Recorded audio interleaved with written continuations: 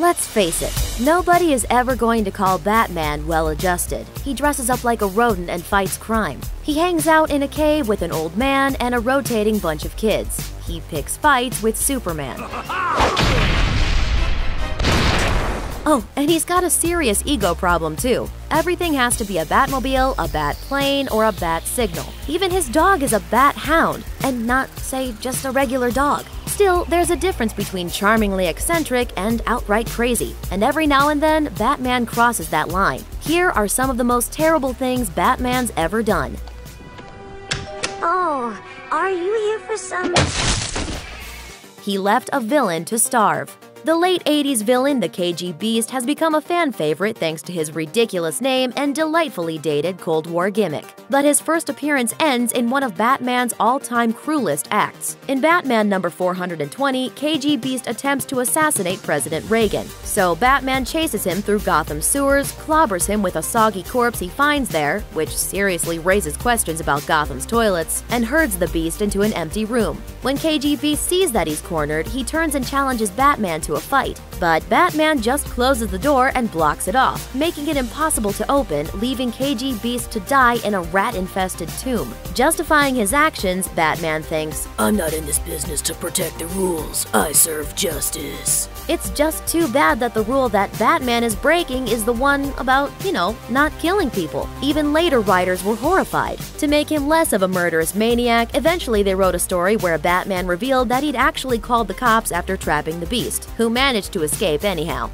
He re-orphaned Robin. You could argue that subjecting troubled teens to dangerous training exercises and then sending them out to fight psychopaths is terrible all on its own. And, well, you wouldn't be wrong. Yet that's hardly the worst thing Batman has done to his Robins. For example, in the Silver Age comic book World's Finest number 153, billed on the cover as an imaginary novel, as though all the other comic books actually happened, Bruce Wayne becomes convinced that Superboy killed his parents and plots his revenge against the last son of Krypton. When Robin protests, Batman slaps him so viciously that the smack traveled through time and became an internet meme in the future. When Robin won't relent, Batman sits him in a chair and uses a villain's hypnosis machine to erase all of Dick Grayson's memories before dropping him off at an orphanage so he won't get in the way. Of course, Superboy didn't kill the Waynes, and a guilt-stricken Batman sacrifices his life to save Superman. But nobody tells Robin, who presumably languishes in the orphanage until he's old enough to live on his own and become an accountant or something. Even in the regular comic continuity, Robins get a raw deal. Batman doesn't intervene in time when Robin number 2, Jason Todd, is beaten half to death with a crowbar by the Joker, and then killed in an explosion. Later, Batman admits Jason was too young and impulsive to be Robin, but that didn't stop Bruce from slapping a mask on him anyway. It happened again in 2013 when an assassin killed the 5th Robin, Damian Wayne. You'd think that a smart guy like Batman could get it together, but it actually gets worse. He got Robin's girlfriend killed.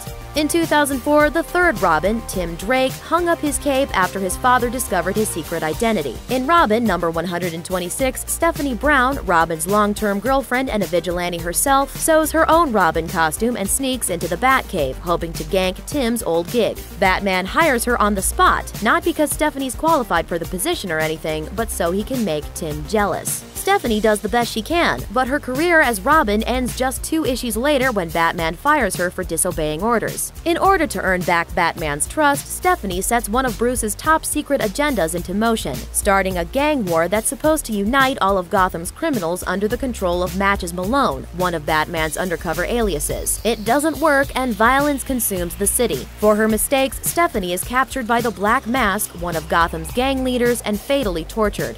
All for the love of Batman. He became a drug addict on purpose. What happens when Batman can't get the job done? He resorts to substance abuse. In Legends of the Dark Knight number 16, a young girl drowns when Batman can't lift a boulder that traps her in a flooded tunnel. He decides he isn't strong enough, and when a few extra hours of CrossFit don't cut it, he starts taking steroids to enhance his strength. The problem, other than the fact that drugs are, usually kinda terrible, is that the stuff Batman takes is the same junk that gives Bane his super strength, and that doesn't always end well.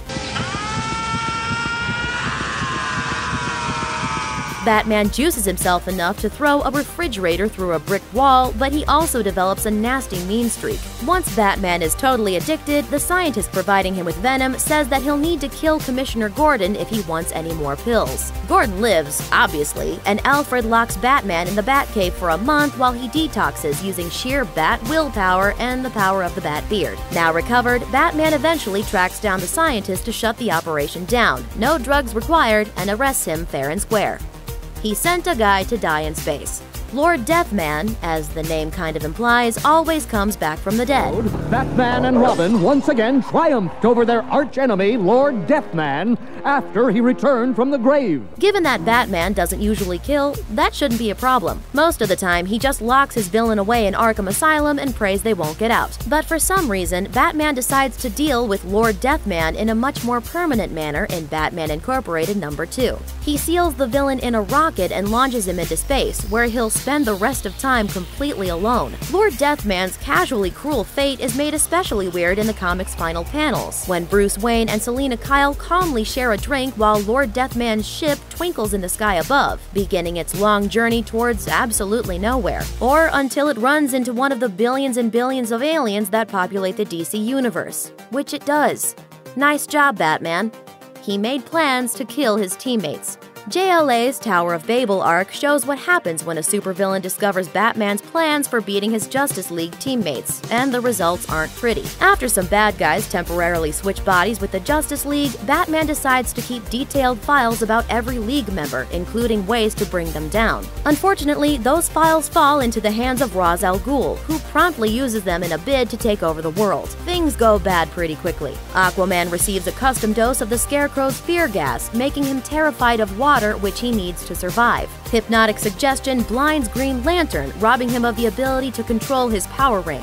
Superman's skin turns translucent thanks to some red kryptonite, which kicks his solar receptors into overdrive, causing unimaginable pain. A custom-made bullet gives Flash paralyzing seizures. Understandably, everyone gets pretty mad at old Batman. They hold a vote about keeping him on the team, and Batman just cuts out before they get to make the choice. If you people can't see the potential danger of an out-of-control Justice League, I don't need to wait for a vote. I don't belong here. He punks out.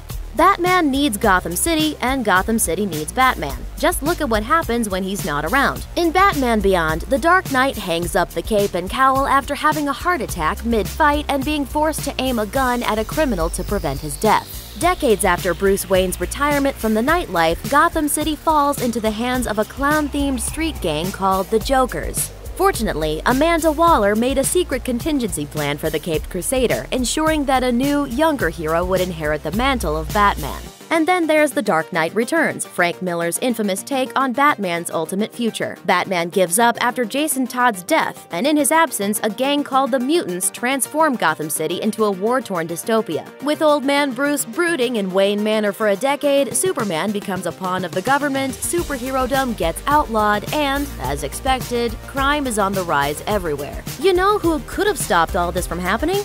Batman. Bruce Wayne dedicated his life to keeping Gotham City safe and spent years protecting the city. It's hardly a surprise that Gotham came to rely on him. It's even arguable that Batman's presence in Gotham entices supervillains looking for a challenge. Suddenly, disappearing isn't just irresponsible, retiring is, quite literally, the worst thing that Batman could possibly do. Well, retiring or doing more of this in public.